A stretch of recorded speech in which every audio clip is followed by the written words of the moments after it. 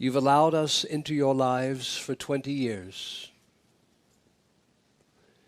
For the most part, in the first 10 years, so many of the classes, so many of the weekends. A lot of it was teaching, knowledge, transmissions, to help you sort yourselves out, to heal dysfunction. Every human being has dysfunction in varying degrees.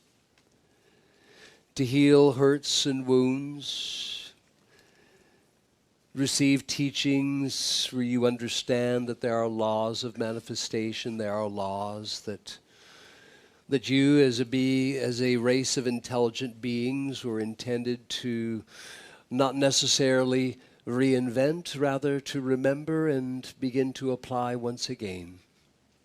You studied the law of attraction. You studied the law of intention, attention, the law of qualifications. All of these are the inner makings of your consciousness as a creator race. Because we must never forget that the highest teaching, the peak, the climb, we come to that place where there is but one law, and that law is love. And when you come to that place, realization leads you to the experience, and this is followed by God actualization. Then all laws that you learn in your awakening and in your studying, the law of attraction, law of qualification, all these things are incorporeal, and they spring forth upon your graduation. You've made the climb. You're at the top of the mountain. You're as high as a being of your species can go and remain here. You've reached states of enlightenment, realized and then experienced and delivered. 500 years before Christ, the illumination, the peak that Gautama Buddha touched, the essence of love. And then that love taught him in his consciousness the many directives and explained to him why there is so much suffering. And the Buddha's presence became so radiant, so luminous. The energy that radiated out from him was felt by peoples hundreds and thousands of miles away.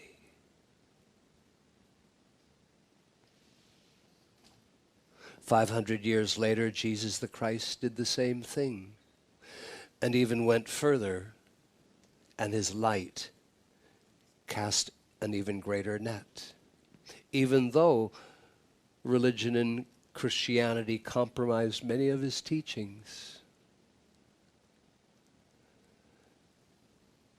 And as I was saying, in the first 10 years, there was a lot of workshops to heal lost will and to try to figure out, to understand, why can't I make things happen? What's going on inside me? Facing core perceptions, healing hurtful emotions so much. And then from that place, as you healed more and you understood more that you have a mental body, that you have an emotional body, and that those bodies are as real as your physical body. And then as you studied the nature of the mind, and then you began to study the interaction that happens between your multi-body system, and how a dysfunction in one, such as the mental body, can impact the emotional body. How dysfunction in both of those can create dis-ease or problems in the physical body. Consider well all that you have studied. You have transformed your consciousness. You are not like the consciousness of the mass of the people. They still have that journey before them, and they will one day make that journey. It is a matter of personal choice, at least for a while yet.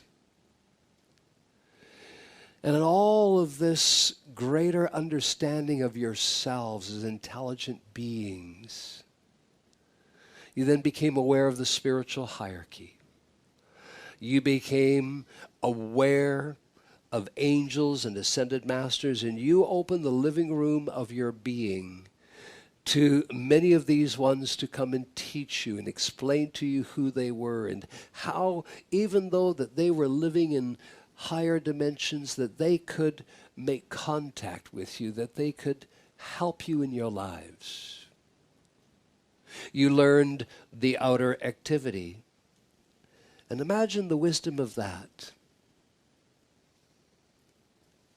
Imagine the wisdom of spiritually learning the outer activity of spirituality. You have not considered that in the Orient, in India, the inner activity of spirituality had been studied and pursued for hundreds and hundreds of years, all in the frame of meditation. This led individuals up that mountain, but none of them got to the top of the peak, where there is but one love, and incorporeal within that love is the totality of consciousness and everything inside the engine of consciousness. Things you studied, they're there, automatic. We are approaching a whole new place in your lives. We decided, your contact with the Ascended Masters decided, you've been in the outer world so long. You've been doing things outwardly so long. You're part of Western civilization. And how far has the Orient, how far did India, how far did they go in using the inner activity of spirituality? Nations that fell, unnumbered amount of poverty, while a few sought the inner activity, samadhi, enlightenment. The great Germain, in making contact with Western civilization, knew he had to set that aside. He knew that he had to teach you that you do have a presence, and it's greater than you. It's inside you, and it's above you. And then he turned his whole attention to the presence above you, as illustrated in the charts. And then divine intervention came along, a dispensation, where even though you had not even started to more embody your presence, which is why you came to the earth in the first place, you could begin talking to your presence as long as you had the life of your presence beating your heart. And what measure was that? You're alive in a physical body. That's how that dispensation got approved. And it made a big difference. It awakened hundreds of millions of people. It improved civilization. It advanced civilization, science, technology. And then came my dispensation, in which my dispensation, which is the heart of the universe, was intended to lodge its way in between the dispensation of Jesus the Christ and the dispensation of Master Germain. The difficulty and the delay in doing so was that Master Jesus' dispensation was so delayed. It was so set aside and so distracted, because in the year 325 AD, so much as the original scrolls were brought together, so much of his teachings were left out. And the teachings that were left in were massaged, were manipulated somewhat. Early Rome, in taking on Christianity, had made it very clear. We'll support this, we'll use this, but we must make sure that his teachings never produce another Christ in this world. So that's where all those early ones that were given to the translations, the scrolls, forming the books, so many of the writings had to be adjusted in hundreds of places, because throughout his teachings, Jesus referenced that all my growth will one day be your growth. All my attainment will one day be your attainment. All that had to be removed because Rome adopted the early witnesses, as they were called, and that became Christianity, with the one condition: this religion will not produce another Christ. And so that's where everything was changed. And the big change was, there is only one Son of God. The rest of you are sinners. That's what was projected. So that delayed 700 years, his dispensation.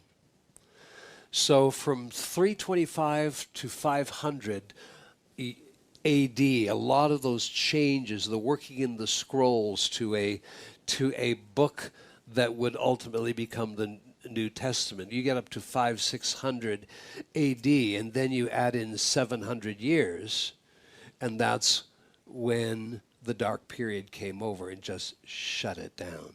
So now we get into the 1300s. Now we have some arrivals on the earth. We have arrivals from beings from other worlds. We have mini dispensations that will unfold. They will happen so quickly, and when they're done, people won't even know they occurred. People will think it must have been a legend. What's an example? Camelot. Camelot. Within 200 years, done. But you had visitors who came in to try to resurrect, to correct everything that was hidden. You had the Joan of Arcs. You had Camelot. And then knowing if there was going to be any ability to resurrect his teachings, to tell the truth, there had to be an artistic, creative movement. There had to be a soul movement come in. Individuals were chosen. Individuals who showed promise. They were chosen to bring in a release of soul creative energy. The Renaissance, the Romantic period, the Baroque period, and all these time periods in which art, music, architecture, science, philosophy, all began to advance and flourish. Then was the coming of some of the new prophets. Of course, Christianity quickly swatted those prophets. One of those was Joseph Smith of the Mormon religion, in which so much illumination, the book of life was given to him. And Jesus revealed to him that all the congregations in the world they had all been hijacked by the book of knowledge of good and evil. The book of life was dead. So a new age of prophets was to be. And Christianity quickly came along and smacked it down.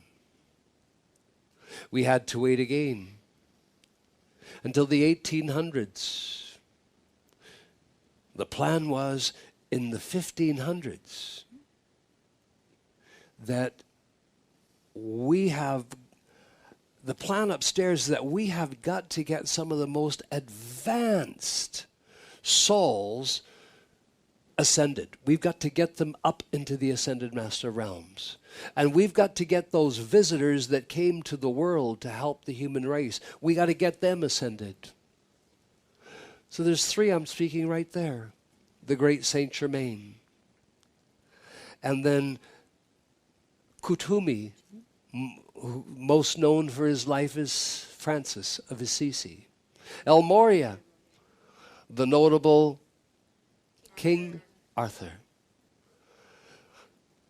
So,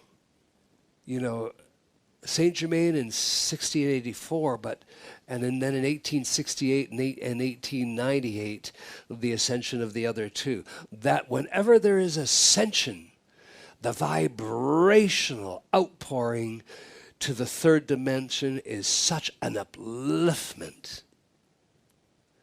The radiation that ascension leaves behind the people of earth just lifts them. And all became in a state of readiness. The early 1900s. Contact by the ascended masters was unfolding.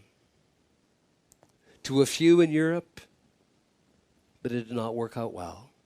Then in America. So then the Ascended Master teachings came, and this is where I catch up with you. Then my dispensation. My dispensation came to the earth 37,000 years ago. We knew that we would have to hide it. We knew the sinister force would seek to kill and destroy my dispensation and anyone associated with it. So we gathered 37,000 years ago in Delphi. And the divine plan said there would be 25,000 that would form a foundation for the Mother's presence to return to the earth and balance with the Father's presence. Because if the Mother's presence of God doesn't come amongst the people and balance with the Father's presence, the question remains, how can you know God aright? It's not possible. You can't. And everything I'm speaking into is rushing towards a moment. A moment that I'm going to say to you now, and what I say to you now is so important. It is simple, but it's so important, and it's going to bring about the greatest shakedown of compromised, fractured self. So that all of you've been assimilating into an awakening can flourish. Here's the statement I wish you to remember. To think about it, to contemplate, to let your inner being have it. And it is this. You're awake enough now to fully understand it as soon as I say it. For centuries of time, longer than you care to know, the density of the physical body has governed and ruled and limited the light frequency of the physical body. Said simply, the density of the physical body has governed and limited the light of the physical body. This year initiates the biggest change in which you change the stream and get ahead of it to divine plan. And that is that the light is governing the density of your body, rather than the density of your body governing and therefore limiting the light. Now, that's just said shortly, but then let's think about that. Light, energy, frequency, vibration. A few weeks ago, you were given a statement to take in, breathe it in, keep this statement active in your consciousness. It's a simple statement. It's not intended to be an affirmation. It's intended to be a remembrance, a truth that you're reminding yourself, and you're going to hold it active in your mind, because if you hold the truth active in your mind long enough, you know that ultimately that untruth will unfold its activity in your mind. And once it unfolds its activity in your mind, it will unfold in your experience. And that simple reminder, and you can say it different ways. I am an energetic, vibrational, spiritual being of consciousness. Where's the density in that statement? None. None. None. This has been a big journey this year. So we took all that outer activity. The next 10 years, we taught you the outer activity, just like Germain taught his students. The art of decrees, communicating with the presence, communicating with beings that live in the greater dimensions, communicating with beings that even live out on other systems of worlds in the universe. And you've done it. You know it well. You know how to do it. Last year, we began talking about the silence. That you had come very well. You've got the outer activity. Now that you have the outer activity, we're going to go into the inner activity. And eventually the two come together. They literally come together, and when they touch each other, can you imagine this? Two forces from left to right, yes, see it that way, coming together into a center, marrying, becoming one, and expanding out again, but expanding out globally. That's the healing of your consciousness. So in 2014, we talked a lot about the silence.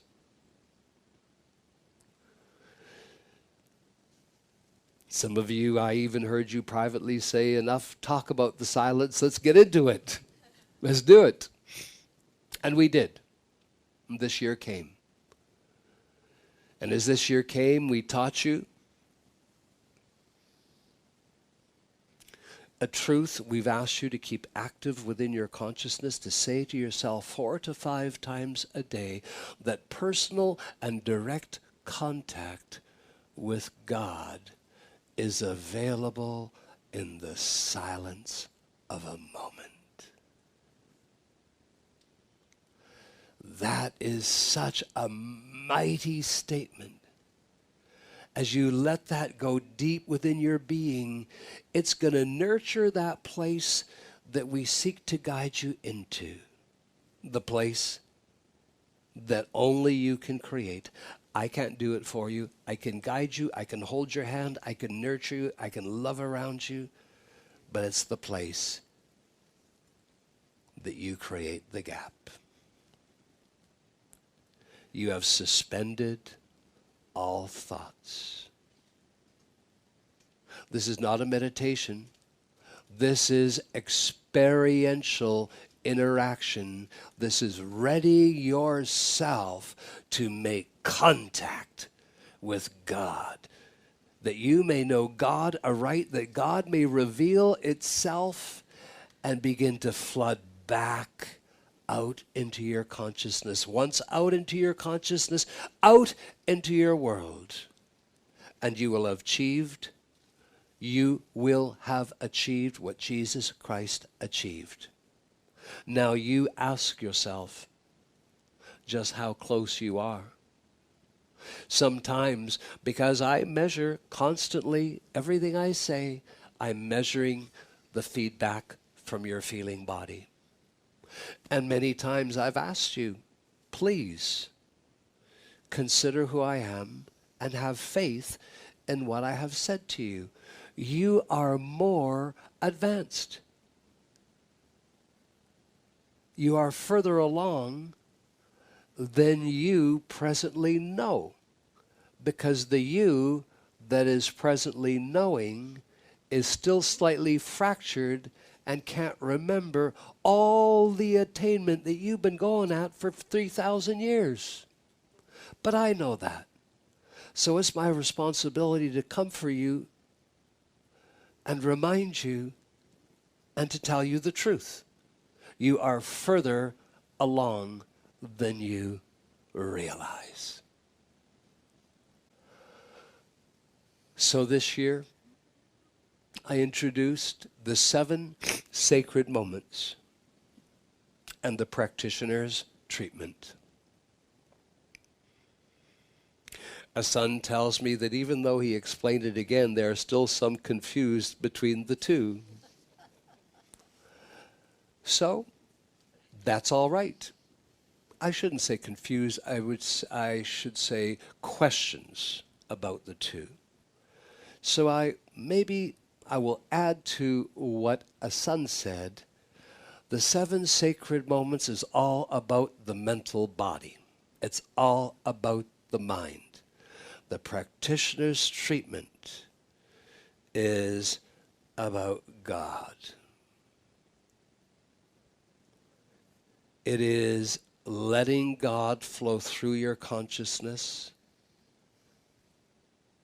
letting God take over the job of making you God once again and bringing God into this world. In the practitioner's treatment, we know one truth. God is a presence that knows only perfection. We don't talk about all the science. We don't talk about intelligence. We don't talk about a power. That's given. It's all inside the presence. In the 7 sacred, in both, we have application, whether we enter the 7 sacred moments or the practitioner's treatment. We have application that's similar. Both begins with some self-talk, where we're speaking inwardly to ourselves. What is that purpose of that self-talk? It's to support you in slowing down your thoughts, reminding yourself of some spiritual truths, allowing yourself to relax, so that perhaps your final self-talk before the silence is peace. Be still. Do not fear. God is mighty in you. You're talking to yourself. Now,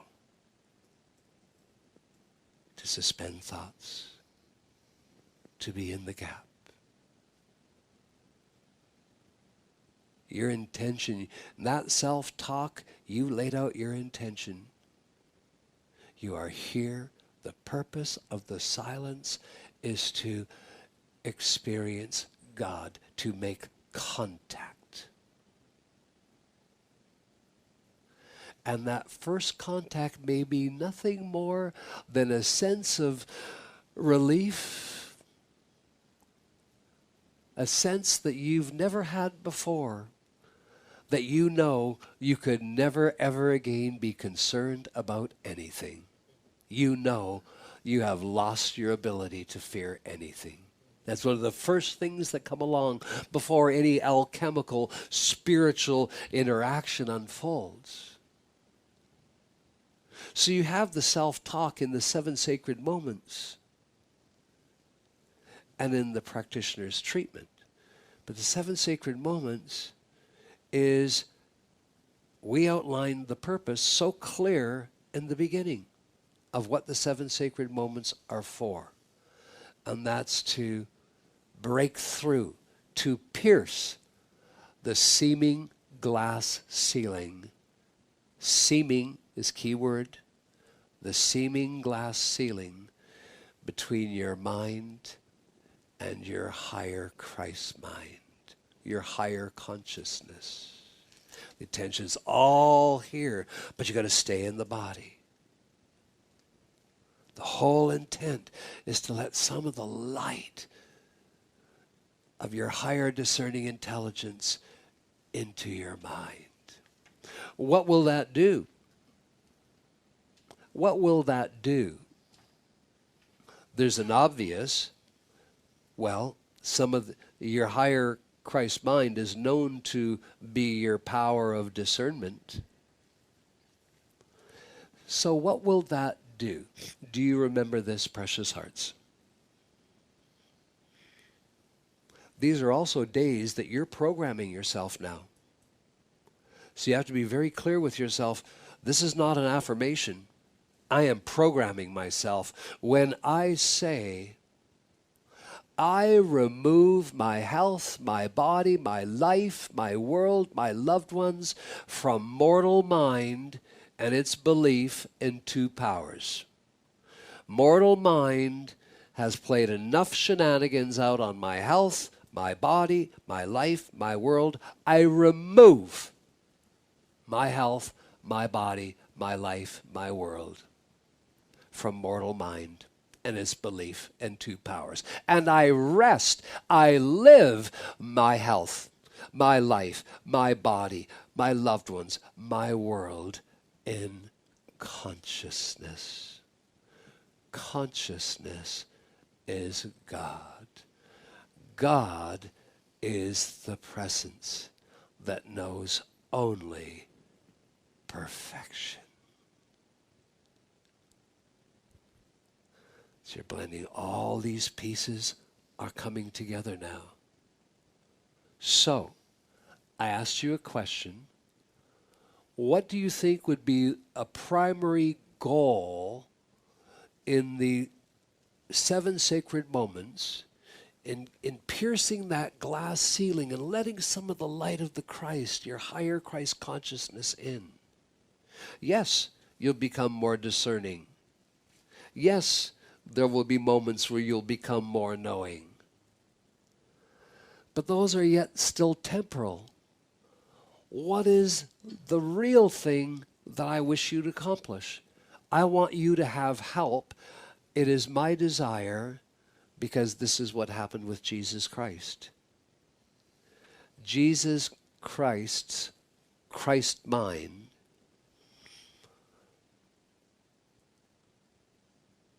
what is the word I want to say? Jesus' higher Christ mind collapsed his mortal mind. Undid. It was the Christ mind of Jesus in his 7 sacred moments that eventually, as the light of that all-knowing higher intelligence came in, it collapsed the mortal mind. Where is mortal mind? Mortal mind is a player that's acting out in your mental body. This player is as nasty a fellow as the altered ego was. Its job was to convince you to believe in good and evil. It had lots of help. It had religion. It had your parents that didn't know better. It had all of humanity that had joined in this global belief, the tree of knowledge.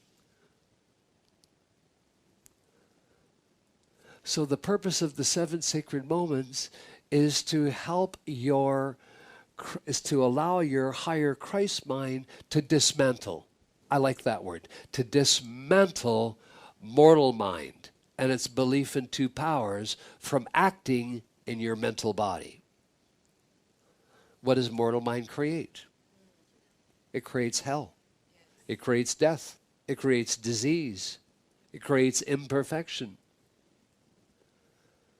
So that and the program you're giving yourself every day, and beloved hearts, you're not doing enough to keep up with me and to keep up with the trajectory of this curriculum if you're not saying to yourself 3 times a day. Should be morning, midday, evening. Because remember, as a being of consciousness, it is your nature to program. Now, isn't it interesting that in the last 100 years, the word programming is coming into consciousness? Computers. There's no accidents. It's part of your being to be a programmer.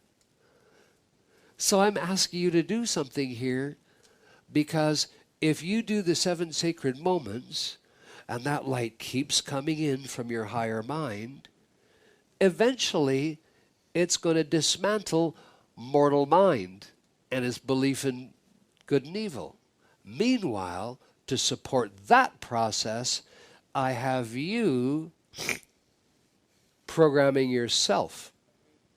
I remove my health, my body, my life, my world, my loved ones. I remove all of it from mortal mind. Mortal mind is not going... Why do you want to do that? Because you want to stop mortal mind and its belief in 2 powers from hitting on you, from acting out in your body, for creating problems in your world, for creating all the lack and limitation. You want to stop it. So it's a declaration. I remove my health, my body, my life, my world, my loved ones from mortal mind and its belief in 2 powers. And I rest and live my health, my life, my body, my world in consciousness. Consciousness is God. God is the presence that knows only perfection. Now, if you just stay and let's do a little bit more linkage. In the practitioner's treatment, the goal is self-talk, and you can self-talk longer. In the 7 sacred moments, you want to wrap up your self-talk in 2-3 minutes, because hopefully you've only got 7 minutes in the 7 sacred moments, and you want a couple minutes for that light to pour in. And the practitioner's treatment, it can go on as long as until you feel a prompting to get up and go on about your day. It might be 10 minutes, it might be a half hour, it might be an hour. I cannot tell you. But in the practitioner's treatment, your self-talk can be maybe 4 or 5 minutes. It can include things where you're saying to yourself, and your body's very comfortable. That's so important in the practitioner's treatment. You've got to have body comfort. And then you quietly begin to contemplate inwardly. I'm readying myself now to give myself a treatment of God, the practitioner's treatment. One day, because of what is radiating out from me. What radiated out from Buddha? What radiated out from Jesus? That same radiation is going to radiate out from me. And when people pick up, you have an energy. You have something about you. I can feel it. You can heal me. Please help me. You're going to give them a treatment. But then I'm not here to raise a group of healers.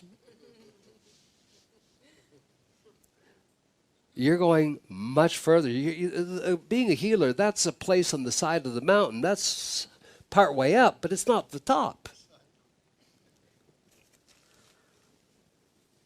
So you're going to the top to be untouchable, to be God realized, actualized.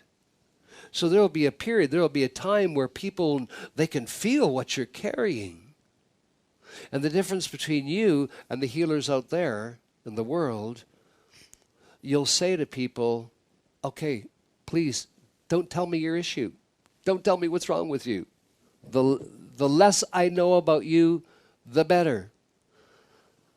Because there's only one that comes into the treatments I do. And that's God. When I do a treatment, there's no patient. The fact that you've reached out to me, you're already in my consciousness. And if I can get God to flow out into my consciousness, you'll get whatever piece you're supposed to get. This is where it gets so exciting, beloved hearts. So exciting. So that practitioner treatment, it may take 5-6 minutes of you preparing. You got to soften yourself up. You've got to energetically massage yourself. You got to say things to yourself such as, I and Mother, Father, God are one. I am consciousness. I am an individualization of consciousness. As an individualization, I am of the infinite. Therefore, I and the infinite are one. God fills all space. If you want to help people across the country, you want to take that into your treatment, God fills all space. There is no lack. There is no limitation. There's only God, and God is a presence that expresses His perfection. And when that presence touches something, it will correct, but the correction happens so fast that you don't even see when it happened. So this gets so exciting, precious hearts, where you are at. In Montreal next weekend, the Ascended Jesus Christ will do something that is going to support what I've asked you to remind yourself of daily. And that is, and you might personalize it a little bit, and you might say, for too long, density has ruled and limited the light of my body. No more. It's a new day. From now forward, light governs and rules the density of my body. Precious hearts, do you realize? Years ago, I asked you to stop living from the outside in. Start living from the inside out. Realize that you now are almost complete in reversing the stream that got reversed and getting everything back into place again. Huge realization. Of course. You're awake, you understand this. Now, if we go out to town and we try this out on a few people, well, that would be interesting. But you absolutely know, I do not have to really even discourse on that statement. You have full understanding of what it means. For too long, density has governed and ruled and limited the light of my body. No more. From now on, the light governs and rules the density of my body. Do you see the difference? Can you feel it? I mean, you could write an essay just on what you know about that, yes? So based upon that, we move forward. Jesus Christ will do something in the Montreal Conclave. That is all I can say. But it is going to move this decision, the curriculum of this academy for the autumn, that we can move you right. You know, you've been practicing, you started the 7 sacred moments, you started the practitioner's treatments. You're still at a baby stage of getting into that silence, suspending the thoughts, and experiencing God. You're still at the baby stage, but guess what? You go from being in the baby stage of that to a wild teenager, just ready. And a wild teenager is ready to embrace life. You just jump to that place of being like a wild teenager in the silence, full of so much anticipation that one of the oldest addictions you've ever had, I'm going to support what a son said last week, that one of the oldest addictions that you've had, you begin to undo, being so addicted to thinking. It's the oldest addiction. People are just addicted to it. That's why I have so much hard time. Turn it off. It's the oldest addiction. And then you get into that silence.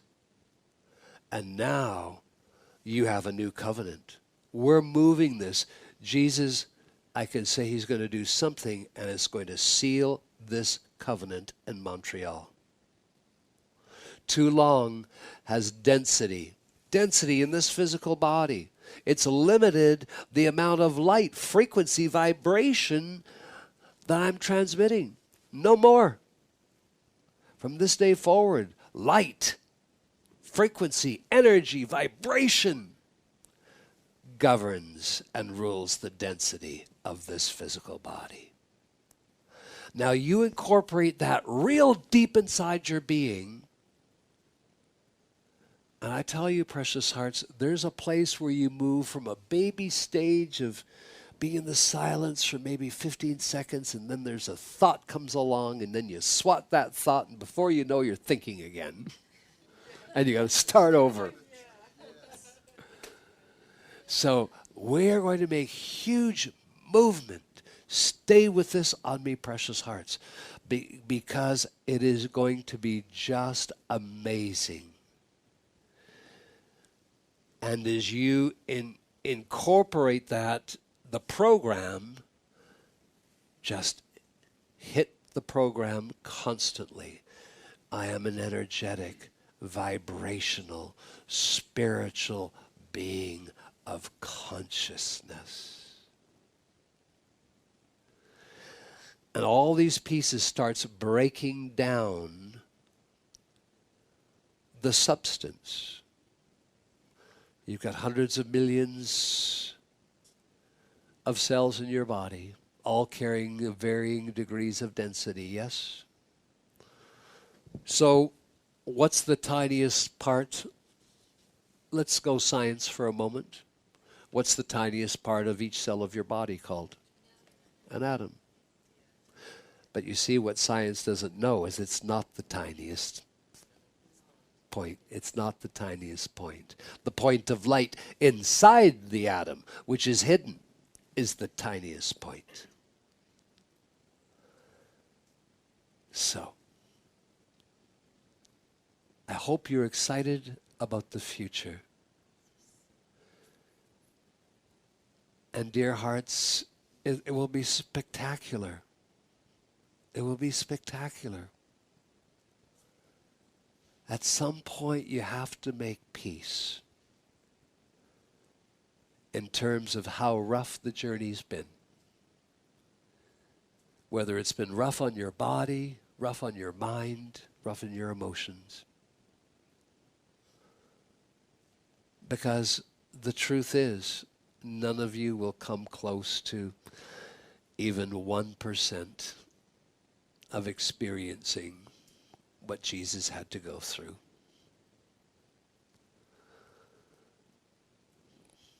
Yeah. Yes. Can I say the light rules the atomic nature of my garment? Perfect. That's a good start. The light rules the atomic nature of my physical garment. That's a good starting place.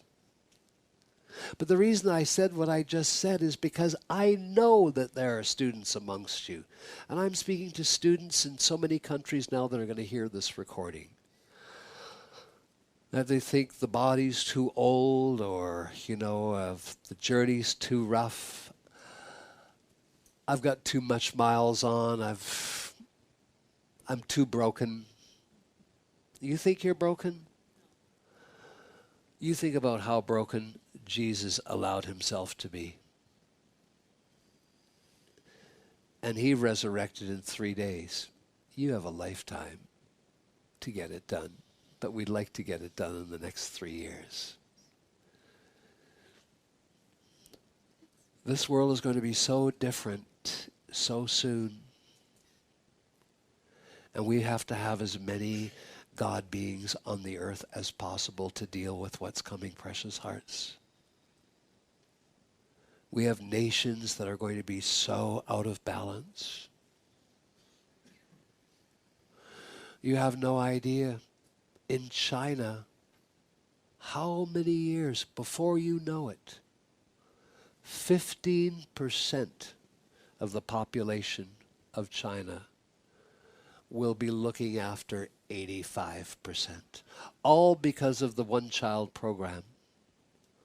You have massive amounts of senior people coming up and only a small population of young people.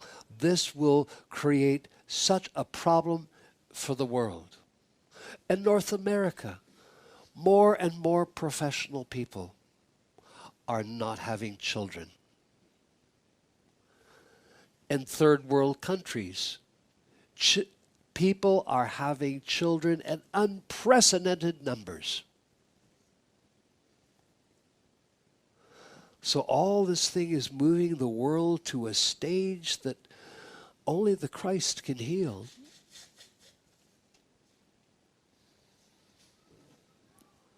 Your presence, there's things your presence just would never say.